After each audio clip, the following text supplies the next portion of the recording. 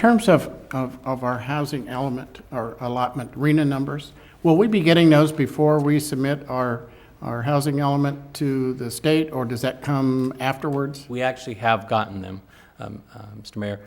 The previous RENA numbers that we were working under and that we're about to move into the next set of numbers was roughly 1,400 units. We had a 6-year time frame in which to build potentially 1,400 units. The new RENA numbers that we're working under right now are 782.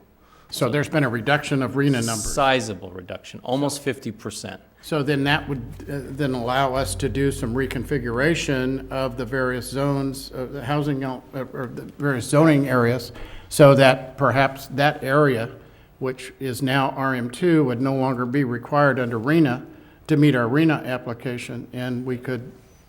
That's our hope, and as I've mentioned to some of the neighbors that live in that area, the way we think we can make up the change is that we would now allow single-family homes in any zoning district to apply for what are called secondary living units. Granny flat. Granny flats. Right now, you can only apply for that if you're in a single-family zone and you have a single-family structure.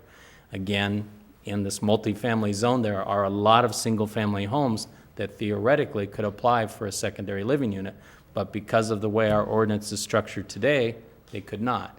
So we've told the state we plan on changing that provision to potentially encourage more granny flats to be built. Good. And so we think that the trade-off is going to be a wash, and that at the end of the day, the state will allow us to make that change. But we don't know that for a fact at this point. We talk a lot in acronyms. Could you, just for the record, share RENA and what? It's Regional Housing Needs, I think, Assessment. Yeah. And it comes from the state through the regional government, and it's allocated through a formula to each of the cities that are part of the 9 Bay Area counties. Okay, good. Thank you.